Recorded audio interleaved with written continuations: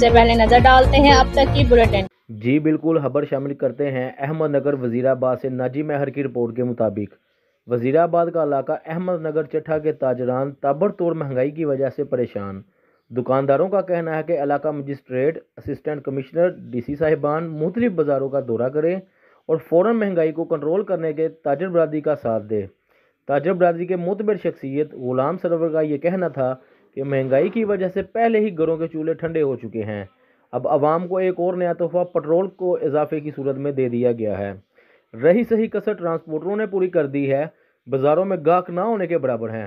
हुकूमत महंगाई को कंट्रोल करके मजलूम ताजर बरादरी का साथ दे ताकि बाज़ारों में भी गहमा गहमी और कारोबार का चहल पहल हो सके। जी मेरा भी है एतबार, रिश्ते भी चमके चम चम चम चम चम चम चम चम चम चम चम चम।